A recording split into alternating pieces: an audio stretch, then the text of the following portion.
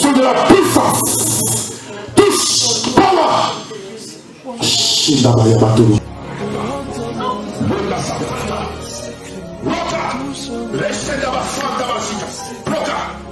Voilà. Relève-moi,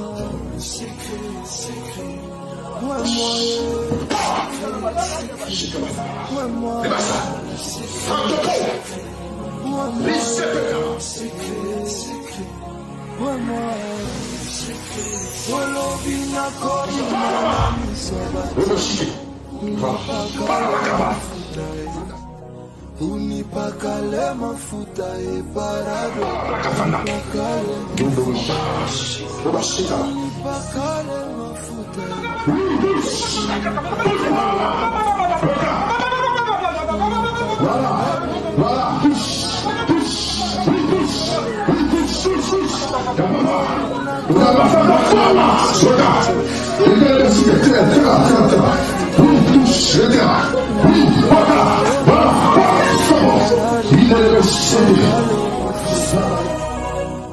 Pakolanga mafuta eparari, pakolanga mafuta.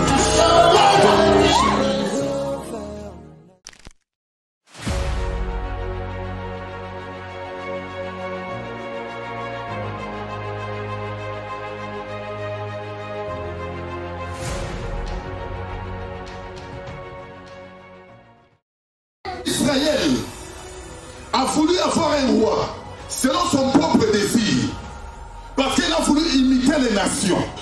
Dieu leur donne aussi Saoul.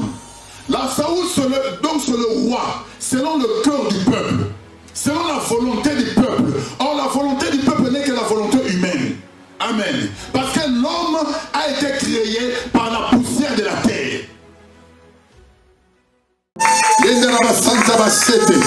Merci Seigneur pour ton nom.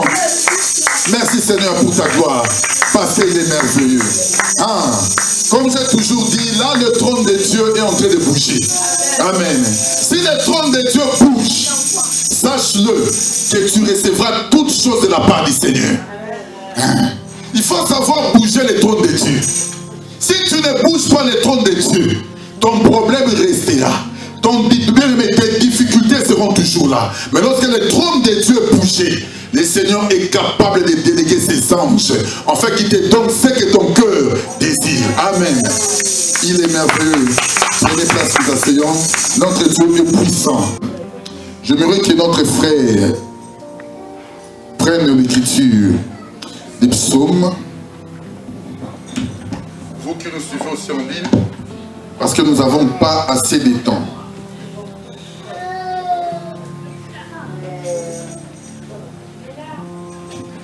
Donnez le micro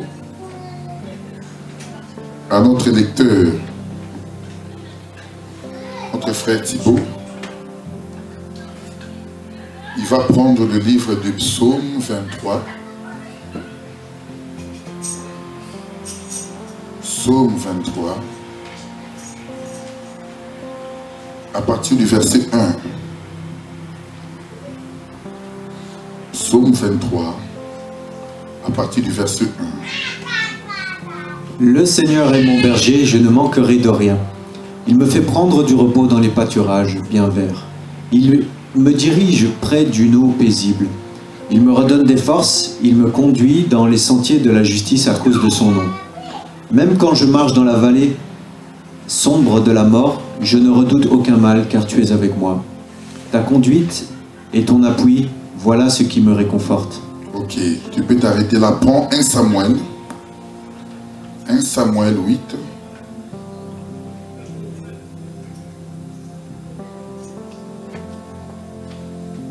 Samuel 8, tu peux commencer à partir du verset 5.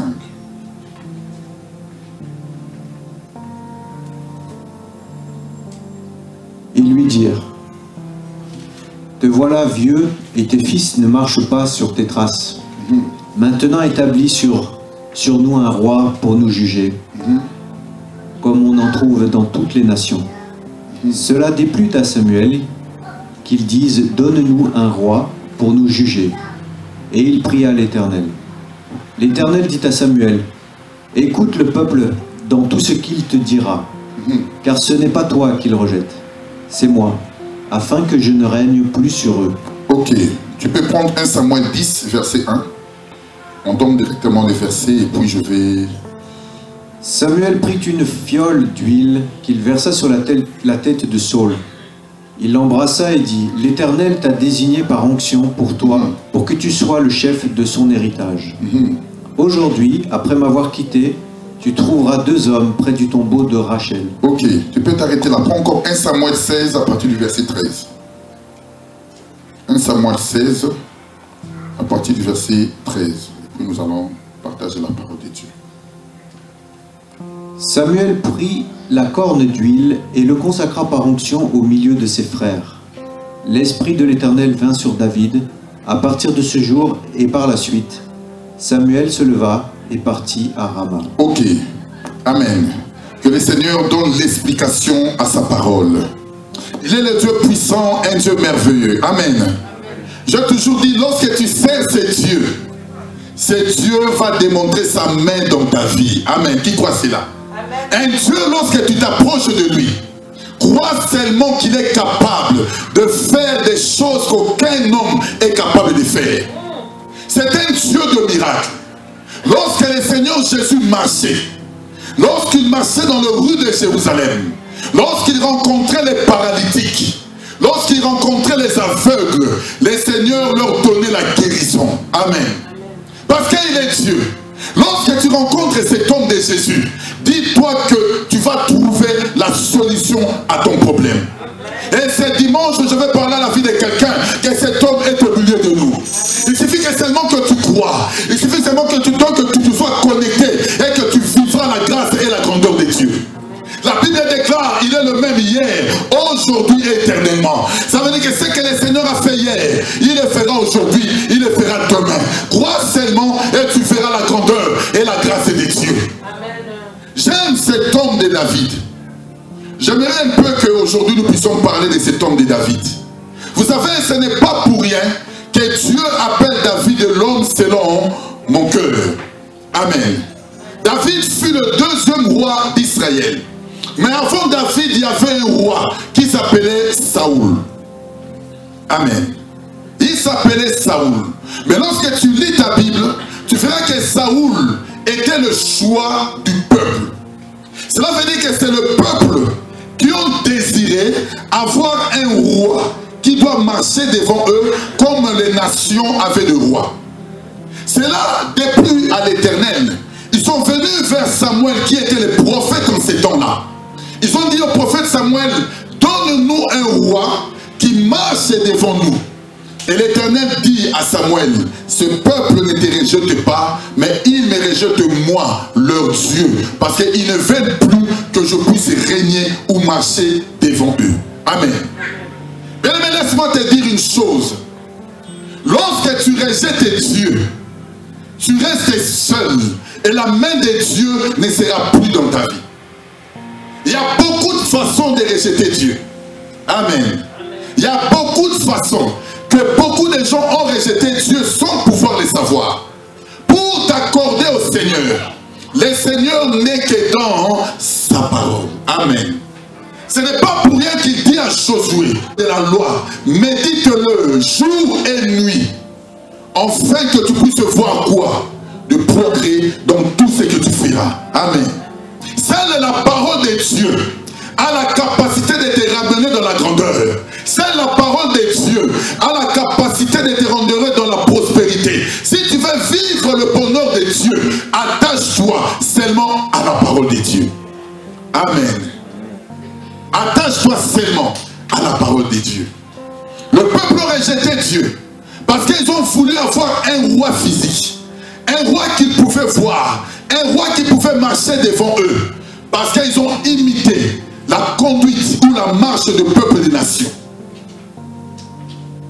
Écoutez, vous allez remarquer une chose de très importante ici. Pour oindre Saoul, Samuel est venu le oindre avec une fiole d'huile. C'est ce que nous avons lu, n'est-ce pas mon frère? Je veux que tu puisses répéter cette écriture parce que nous allons monter un peu dans la dimension. Je suis dans le verset 1 Samuel.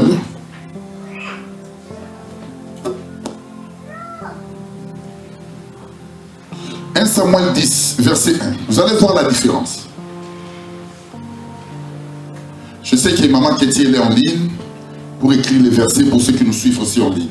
1 Samuel 10 à partir du verset 1. Regardez la différence de la consécration de Samuel, de Saoul et de David. Regardez. 1 Samuel chapitre 10. Samuel prit une fiole d'huile et versa sur la tête de Saul. Saul. Il l'embrassa et dit: L'Éternel t'a désigné par onction pour toi, pour que tu sois le chef de son héritage. Ok. Prends maintenant 1 Samuel 16, verset 13.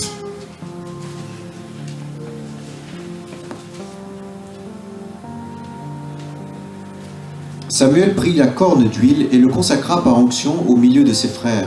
L'Esprit de l'Éternel vint sur David. À partir de ce jour et par la suite, Samuel se leva et partit à Rama. Merci. Regardez la différence de la consécration. Comme Saoul était un roi que le peuple avait choisi, c'était un roi que le peuple eux-mêmes ont désiré. Ce n'était pas la volonté de Dieu. Pour sa consécration, lorsque Samuel vient, il utilise une fiole d'huile.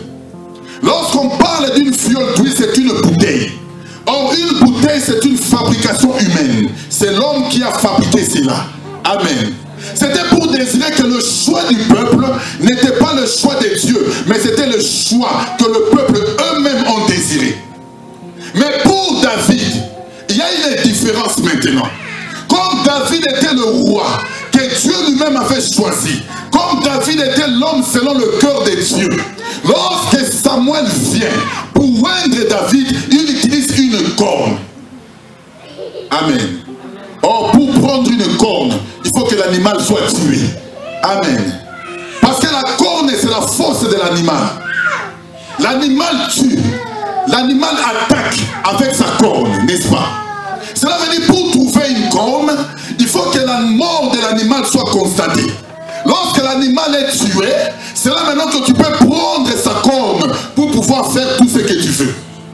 En d'autres termes, la corne représente la puissance et la force.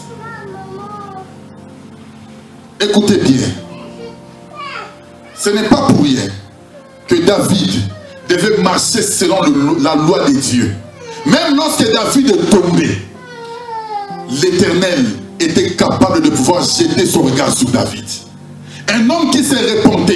David a connu la grâce de Dieu. Il a connu que Dieu était élevé. Même lorsqu'il était par terre, même lorsqu'il péchait, il retournait toujours devant la face pour célébrer l'Éternel. Qui comprend cela? Ces deux différences, elles sont très importantes. La fiole et la corne. La fiole, c'est une bouteille. C'est toute œuvre humaine. Tout ce que l'homme a fabriqué, tout ce que l'homme a créé. Amen. C'est pour ça que je voulais parler à la vie de quelqu'un. Ton regard n'est pas le regard de Dieu. Ce que toi tu penses, ce que toi tu regardes, ce que toi tu admires, ce n'est pas ce que Dieu aussi pense. Amen. Pour marcher selon Dieu, pour vivre la grâce de Dieu, tu dois entrer dans la pensée du Créateur. Tu dois entrer dans la pensée du Créateur pour vivre sa grandeur et sa grâce. Remarquez, lorsque Samuel va pour oindre David, il rentre dans sa maison, dans sa famille. Son père était Esaïe. Esaïe, le prophète Esaïe que vous connaissez, c'est le père de David. Il y avait ses frères qui étaient là. Mais David n'était pas dans la maison. David était éloigné. Il était dans la brousse, en train de paître le troupeau du père. Mais le prophète, lorsqu'il vient, il doit choisir la personne que Dieu veut qu'il puisse régner en Israël. La Bible déclare que son père a fait sortir ses frères. Il y avait ses frères qui étaient devant. Lorsque Samuel regardait seulement, avec ses yeux, non, j'aimerais quand même que nous puissions les lire. Prenons 1 Samuel, ça serait mieux. Et puis nous allons 16.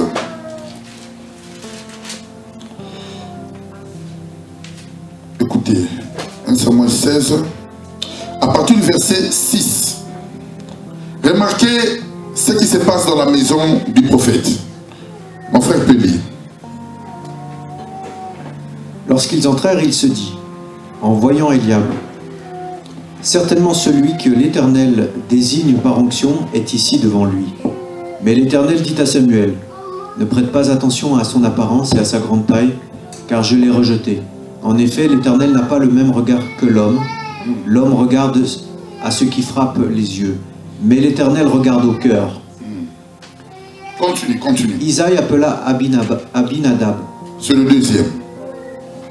De la famille d'Isaïe, oui, vas-y. Et le fit passer devant Samuel. Samuel dit, l'Éternel n'a pas choisi non plus celui-là. Isaïe fit passer Shama, et Samuel dit, l'Éternel n'a pas non plus choisi celui-ci. Isaïe fit passer 7 de ses fils devant Samuel, et Samuel dit à Isaïe, l'Éternel n'a choisi aucun d'eux. Puis Samuel dit à Isaïe, tous tes fils sont-ils là? Et il répondit, il reste encore le plus jeune, mais il garde les brebis. Alors Samuel dit à Isaïe, envoie quelqu'un le chercher, car nous ne prendrons pas place avant qu'il ne soit arrivé. Ok, Amen. Amen.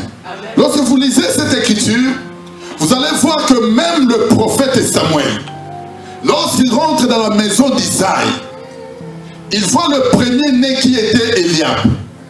Il était tellement grand, il était tellement fort, il avait une grande taille, et le prophète était séduit. Amen. Il a regardé seulement l'apparence de la personne qui était devant lui. Il s'est dit que certainement, celui-ci c'est le roi d'Israël. C'est la personne que Dieu a choisie. Mais remarquez la réponse de Dieu. L'Éternel dit à Samuel, ne prends point garde à son apparence et à la hauteur de sa taille. Amen. Pourquoi? Remarquez. Car je l'ai rejeté, l'Éternel ne considère pas ce que l'homme considère. L'homme regarde à ce qui frappe les yeux, mais l'Éternel regarde au cœur. Amen. Tout ce que le Seigneur regarde, c'est le cœur d'une personne. Amen. Tu peux apparaître beau, grand, fort, mais ce n'est pas ce que le Seigneur veut trouver dans toi. Tout ce que le Seigneur recherche en toi, c'est le cœur. Lorsqu'on parle du cœur, c'est un cœur qui est converti. Amen. C'est un cœur qui est donné au Seigneur. C'est un cœur qui est attaché à la loi de Dieu. C'est tout ce que le Seigneur donc cherche. Lorsque tu t'approches de Dieu, ne t'approche pas avec l'apparence. Approche-toi seulement avec un cœur. Parce que lorsque tu t'approches avec un cœur, c'est là que tu auras la capacité de recevoir quelque chose de la part de Dieu. Beaucoup de gens passent à côté.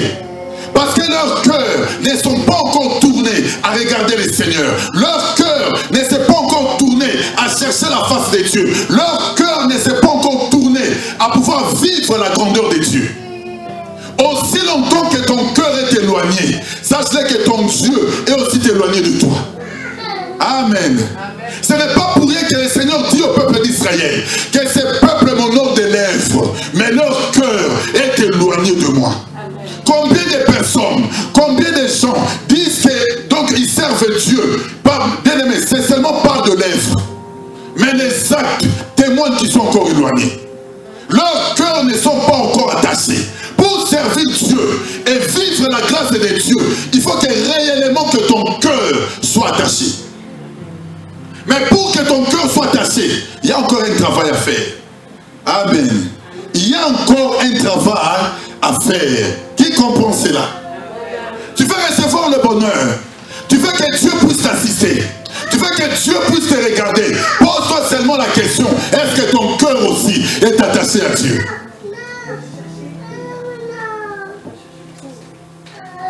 Lorsqu'Eliab sort, Samuel regarde seulement.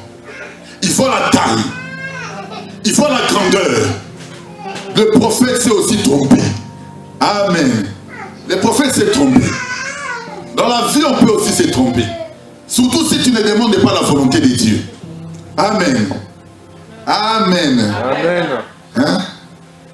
Je vais parler à ma nièce. Tu vois comme tu es belle là. Tu vois seulement un homme qui se présente là. Oh non, moi je vais t'épouser. Non, ne regarde pas tout ce qu'il a. Hein? Même si tu vois qu'il est grand. Moi d'abord, je vais le consulter Parce que si tu ne consultes pas Dieu, lorsque tu seras dans ta maison, tu vas te rendre compte que l'homme que j'ai aimé, c'est un sorcier. Amen. Comment tu peux faire? Bien aimé, là, qu'est-ce que tu feras encore? Dans la Bible aussi, il n'y a pas de divorce. Comme c'est un sorcier, tu vas rester avec lui. Maintenant, toi, tu vas te battre maintenant qu'il puisse quitter la sorcellerie. Maintenant, si lui, il ne fait pas, ça serait tout un combat dans ta maison. Amen. C'est pour ça, avant de faire un choix, avant de pouvoir avancer, consulte d'abord Dieu et demande d'abord la volonté de Dieu. Parce que Dieu ne regarde pas ce qu'il faut pour Dieu, mais Dieu regarde le cœur. C'est pour cela même dans cette église, nous avons changé beaucoup de systèmes. Avant, lorsqu'une personne venait, on regardait par l'apparence. On s'est beaucoup trompé, n'est-ce pas? Hein, mamie? Parce qu'on regardait l'apparence. Parce que lorsqu'ils viennent avec une apparence de la piété. Hein. Tu ne peux même pas te rendre compte que cette personne-là est mauvaise. Il te donne seulement l'apparence de moupé. Toi, tu dis, ce sont des gens vraiment qui prient. Alors mettons-les dans des postes. Et après, il y a des problèmes. Il faut demander la volonté du Seigneur. Le cœur. C'est le cœur que Dieu cherche. Amen. C'est le cœur que Dieu cherche. Pour servir Dieu, c'est le cœur. Israël a voulu avoir un roi selon son propre désir. Parce qu'il a voulu imiter les nations. Dieu leur donne aussi Saoul. La Saoul donc c'est le roi selon le cœur du peuple. Selon la volonté du peuple. Or la volonté du peuple n'est que la volonté humaine. Amen. Parce que l'homme a été créé par la poussière de la terre. L'homme est charnel. Pour que Dieu puisse créer Adam, il devait rassembler la poussière de la terre. C'est ça le désir de la chair qui représente Saoul. Les désirs du peuple. Le peuple eux-mêmes désire choisir un roi. Ils n'ont pas voulu demander la volonté de Dieu. Ils n'ont pas voulu que Dieu puisse régner devant eux. Mais ils ont cherché un roi comme les nations. Et Dieu leur donne Saoul. Et lorsque le prophète vient, pour témoigner que ce roi n'est pas la volonté de Dieu, il ouvre Saoul avec une fiole d'huile. Pour démontrer que la fiole, c'était le désir que le peuple eux-mêmes avait cherché. Combien de gens aujourd'hui marchent avec le désir de la chair? Aussi longtemps que les désirs de la chair n'ont pas encore quitté ton corps, ta vie, tu es loin de pouvoir servir Dieu. Amen. Tout ce qui domine encore dans ta vie, c'est un roi. Écoutez bien, tout ce qui peut dominer encore dans ta vie, c'est un roi. Parce que le roi doit dominer, le roi doit régner, le roi doit conduire. Si tu es encore esclave, écoute-moi, de l'alcool, dis-toi que l'alcool devient ton roi. Parce qu'il domine sur ta vie. Amen. Tout péché, écoute-moi, qui te retienne encore à ne pas pouvoir suivre le Seigneur, c'est un roi qui domine sur ta vie. Ce n'est pas pour rien que le Seigneur donne au peuple Saoul. Vous avez cherché un roi, alors prenez votre roi. Nous devons marcher à chercher toujours la grâce de Dieu, la volonté de Dieu. Si tu es encore esclave de la prostitution, dis-toi que la prostitution devient ton roi. Car elle domine encore sur toi. Parce que le roi doit dominer. Le roi doit diriger. Il y a beaucoup de gens qui prennent la drogue. Ils deviennent esclaves. Amen. Parce que la drogue domine sur eux. En d'autres termes, la drogue devient son roi. Parce qu'il n'est plus conduit selon la volonté de Dieu, mais selon le désir de la chair. Car la chair le conduit à pouvoir prendre les dons que la volonté de Dieu sera David. Amen. La volonté de Dieu sera David. David, c'est l'homme selon le cœur de Dieu. Ce n'est pas pour rien que Saoul, lorsqu'il vient, Samuel, lorsqu'il vient plutôt, il doit oindre David avec une corne d'huile. La corne, c'est la puissance. La corne, c'est la force. Amen. C'est là où tu reçois le Saint-Esprit. Or, le Saint-Esprit en toi doit maintenant te faire conduire dans le droit chemin. Lorsque tu as le Saint-Esprit, c'est là maintenant que tu auras la capacité de pouvoir sonder le cœur de Dieu. Amen. Quelqu'un qui n'a pas le Saint-Esprit ne peut jamais marcher à l'obéissance de Dieu. Ne peut jamais donner sa vie pour vivre la grandeur de Dieu dans sa vie. Parce qu'en lui, il y a encore la chair qui domine. Est-ce que vous voyez cette différence? Est-ce que vous voyez cette différence entre Saoul et David? Écoutez, je prends une écriture, 1 Corinthiens chapitre 2. Je veux que mon frère Thibaut puisse le lire. Nous allons courir vite pour les temps. 1 Corinthiens chapitre 2. Écoutez. Remarquez. Prends le verset 11. En effet, qui parmi les hommes connaît les pensées de l'homme? Si ce n'est l'esprit de l'homme qui est en lui. De même, personne ne peut connaître les pensées de Dieu si ce n'est l'esprit de Dieu. Écoutez, attends un peu mon frère. Qu'est-ce que Paul nous enseigne par rapport à ça? Il nous parle qui connaît la pensée de l'homme si ce n'est que l'esprit de l'homme qui est en lui. Amen. Et qui connaît la pensée de Dieu si ce n'est quoi? Que l'esprit de Dieu qui est en lui. C'est ça, hein? Verset 11. Qui donc parmi les hommes connaît les choses de l'homme si ce n'est que l'esprit de l'homme qui est en eux, qui est en lui? De même personne ne connaît les choses de Dieu si ce n'est que l'esprit de Dieu. On nous parle de combien d'esprits ici? Il y a deux esprits.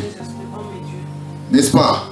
Il y a l'esprit de l'homme et il y a l'esprit de Dieu. Cela veut dire toute personne qui ne peut pas sonder encore le cœur de Dieu ou la pensée de Dieu n'a pas encore reçu l'esprit de Dieu. Parce qu'il y a l'esprit de Dieu et l'esprit de l'homme. Tu comprends mon frère? Écoutez, pour bien comprendre cela, descends encore en bas. 11, vas-y. C'est 12, hein? Non, c'est 11. En effet, qui parmi les hommes connaît les pensées de l'homme, si ce n'est l'esprit de l'homme qui est en lui? De même, personne ne peut connaître les pensées de Dieu, si ce n'est l'esprit de Dieu. Ok, continue, 12. Or, nous n'avons pas reçu l'esprit du monde, mais l'esprit qui vient de Dieu, afin de connaître les bienfaits que Dieu nous a donnés par sa grâce. Ok, amen. Cela veut dire, tu ne peux connaître que les choses de Dieu si tu as l'esprit de Dieu en toi. Amen. Or, quand est-ce que nous recevons cet esprit? L'esprit de Dieu vient habiter à ton esprit le jour où tu es converti, où tu as accepté le Seigneur comme Seigneur et Sauveur, où tu as donné ta vie au Seigneur. C'est là maintenant que l'esprit de Dieu vient habiter à ton esprit. C'est l'esprit de Dieu peut te faire connaître les choses de Dieu. L'esprit de l'homme ne te fera connaître que les choses humaines, les choses naturelles, les choses de ce monde. Mais pour sonder le cœur de Dieu, il faut l'esprit de Dieu. Amen. Ce n'est pas pour rien. Je parle de Saoul et je parle de David. Celui qui est de la chair et celui qui est de l'esprit. Amen. Et le Saint-Esprit en nous nous conduit maintenant à vivre la grâce et à vivre la grandeur de Dieu. C'est pour ça que tu dois chercher à avoir le Saint-Esprit. Amen. Pour quitter la débauche, pour quitter l'adultère, le mensonge, toutes ces mauvaises choses, il faut que l'Esprit de Dieu vienne en toi. Parce que le Saint-Esprit va commencer à parler à ta conscience. Il va commencer à te faire montrer les choses que tu ignores, afin que tu t'approches de Dieu. Si tu vois quelqu'un qui tombe, donc à chaque fois dans le péché, c'est que l'Esprit de Dieu n'est pas encore en lui. Amen. Il faut chercher à être loin par la corne d'huile. La corne d'huile, c'est l'Esprit de Dieu qui vit en nous. Ce n'est pas pour rien que David était toujours vainqueur. Lorsqu'il sortait, il remportait tous les combats. Dieu était avec lui. Dieu marchait avec lui. Même lorsque Saoul a voulu le tuer, le combattre, Dieu l'a protégé de tous les dangers pour Pourquoi? Parce que l'Esprit de Dieu était en lui. Amen. C'est le Saint-Esprit qui nous révèle toutes les choses. C'est le Saint-Esprit qui produit en nous les dons. Les dons spirituels sont produits par l'Esprit. Si tu n'as pas le Saint-Esprit, tu n'auras pas de dons. Il faut désirer avoir le Saint-Esprit, afin que le Saint-Esprit habite en toi, pour que le don de l'Esprit se manifeste. L'Esprit de Dieu en toi te fera approcher de Dieu, te fera montrer le cœur de Dieu. C'est que le Seigneur désire pour ta vie. C'est que le Seigneur veut que tu puisses te manifester. Comment tu peux marcher dans la droiture et dans la sainteté? Ce n'est que par l'Esprit du Seigneur.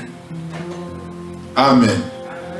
Écoutez, prenons une dernière écriture parce que l'heure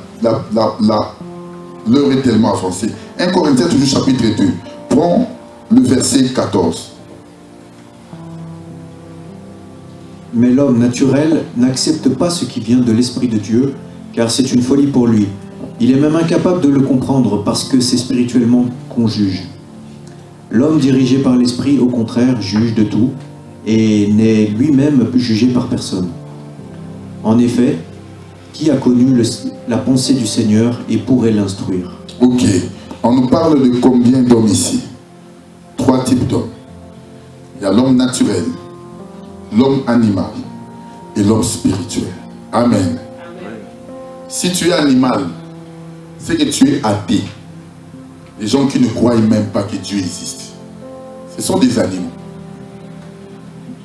Les animaux n'ont pas d'esprit, mais ils ont l'instinct. N'est-ce pas? Mais avec seulement l'instinct, ils peuvent tout faire. Donc une personne qui n'a pas encore donné sa vie, qui ne croit même pas que Dieu existe, il est dans la catégorie de l'homme animal. C'est comme un animal. Amen. Mais l'homme naturel, c'est une personne qui croit, mais dont la chair domine encore. Il croit que Dieu existe. Il sait que Dieu existe, mais il ne peut pas réellement suivre le Seigneur. Il vit encore selon le monde. Il vit encore selon les désirs charnels. Amen. Cet homme est qualifié, nous pouvons le qualifier dans la catégorie des hommes naturels. Il sait que Dieu existe. Il sait que la prostitution elle est mauvaise, mais quand même il le fait. Il le sait. Voler c'est mauvais, mais il le fait. Amen. Ça veut dire que le désir de la chair domine encore sur sa vie. Elle est encore plus forte. C'est un homme naturel. Il n'est pas loin de pouvoir donner sa vie au Seigneur. Mais l'homme spirituel, c'est une personne maintenant qui est consacrée à Dieu. Amen. Il est réellement consacré à Dieu. Il vit selon les désirs de l'esprit.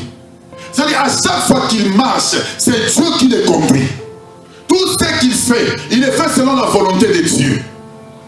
Tout ce qu'il peut toucher, il vivra toujours la grandeur de Dieu parce que l'Esprit de Dieu le conduit. Amen. Et cet homme-là que Dieu pense, c'est dans ces catégories d'hommes que Dieu prend plaisir. Le problème est qu'en nous, nous devons nous poser la question. Nous sommes dans quelle catégorie? Tu es animal, tu es charnel ou tu es spirituel? Amen.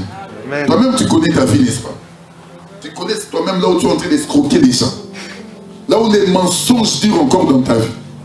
Là où tu crois que Dieu ne te voit pas, Dieu ne te voit. Lorsque tu es en train d'escroquer, Dieu est en train de te voir. Parce qu'il y a des gens qui ne disent jamais la vérité. Tout ce qui sortent dans leur bouche, c'est que les mensonges. Un homme comme ça, on peut le mettre dans quelle catégorie? Amen.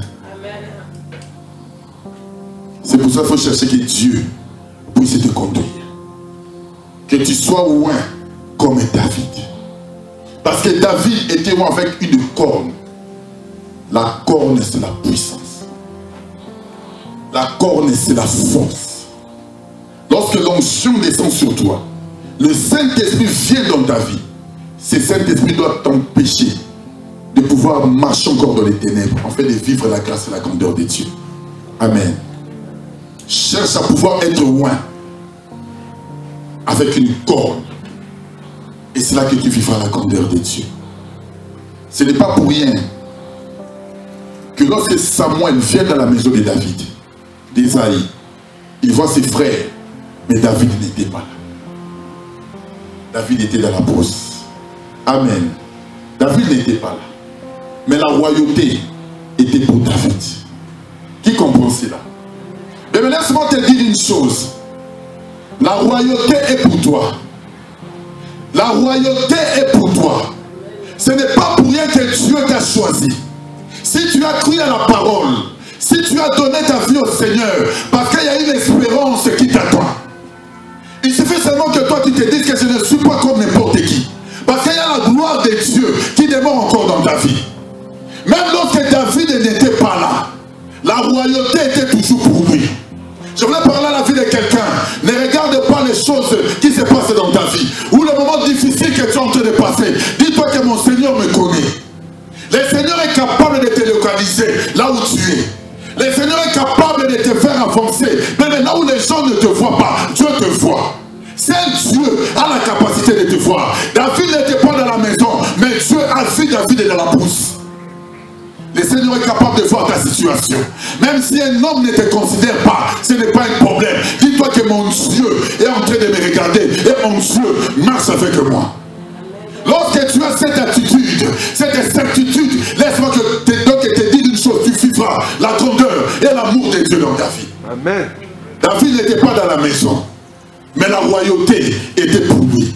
Si tu as cru, dis-toi que Seigneur, je suis sauvé aujourd'hui. Je ne resterai pas comme ça. Je ferai tout afin que mes frères, dans ma maison, dans ma famille, tous aussi, puissent recevoir cette parole, afin qu'ils soient aussi sauvés. Amen. La royauté était venue dans la maison d'Israël. Amen. Si tu reçois cette royauté, sache que tout changera dans ta vie. Tout changera dans ta famille, parce que la royauté viendra vers toi. Or la royauté qui vient vers nous, ce n'est rien d'autre que la parole que tu as reçue. Cette parole, c'est la royauté, parce que cette parole te ramènera au ciel, malgré la souffrance de ce monde. Mais la parole que tu as crue te fera quitter ce monde, et tu verras la grandeur de Dieu. C'est ça la royauté. Dis-toi que mon Dieu me connaît. Amen. Amen. Ton Dieu te connaît. David n'était pas à la maison, mais la royauté est pour toi. Amen. La royauté est pour toi. Ne sois pas comme le peuple d'Israël, qui ont rejeté Dieu, qui ont choisi un roi, qui devait marcher devant eux, un roi humain. Ils ont rejeté Dieu. Ils ont oublié que Dieu lui-même était le roi qui conduisait le peuple. Lorsque tu rejettes Dieu, sache que l'ennemi viendra s'aimer aussi sa sémence dans ta vie. Amen. Lorsque tu rejettes Dieu, l'ennemi viendra. Parce qu'il n'y aura plus de sécurité. Tu ne seras plus dans la sécurité. On est seulement dans la sécurité lorsqu'on est dans la main de Dieu. Lorsque Dieu nous garde, c'est ça notre sécurité. Mais lorsque tu quittes cet endroit, lorsque tu te détaches, sache que tu seras à l'abri de tous les démons. C'est pour cela que ta vie doit être consacrée au Seigneur. À être loin. Comme David. Une personne qui au moins a la capacité de vaincre les œuvres du diable. Lorsque l'onction est sur ta vie, cette onction est pour délivrer. C'est pour vaincre, guérir tous les opprimés. Cherche seulement à recevoir cette corne de Dieu. Amen. Que le Seigneur vous bénisse abondamment. Nous allons nous lever pour prier.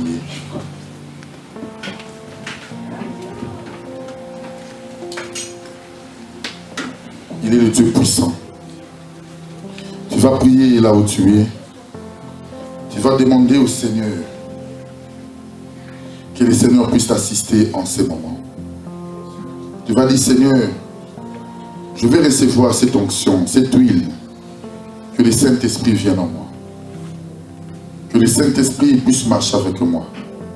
Que je marche dans ta sainteté, dans ta gloire et dans ta lumière. Prie là où tu es, que la grâce de Dieu descende sur toi. Prie là où tu es, que le Seigneur puisse te visiter en ce moment. Que tu sois loin avec une corne d'huile. Que tu ne sois pas loin avec une fiole d'huile. Dis Seigneur, je refuse tout ce qui est charnel dans ma vie. Je refuse tout ce qui ne te glorifie pas. Je refuse tout ce qui ne t'honore pas. Je refuse tout ce qui ne t'élève pas. Tout ce qui, Seigneur, m'écarte de toi. Tout ce qui m'éloigne de toi. Je les rejette ce midi au nom de Jésus. Je veux que cette onction qui était sur David, l'onction qui était sur David, David a été loin avec une corne qui est la puissance. Que cette onction descende sur ma vie. Que je puisse connaître les choses de l'esprit. Que je puisse marcher avec toi dans la grâce, dans la grandeur et dans la sainteté. Parce que tu es, prie là où tu es. Prie encore là où tu es. Prie là où tu es. Il est le Dieu puissant. Merci Seigneur pour ta grâce. Merci Seigneur pour ta grâce. Merci Seigneur pour ton nom. Pour ta grandeur parce que tu es Dieu. Sois élevé le roi des rois. Sois élevé le Seigneur des seigneurs. Nous te bénissons Seigneur, nous te disons merci. Pour nom puissant, notre Seigneur Jésus, nous avons ainsi prié. Amen. Amen. Nous acclamons pour la parole.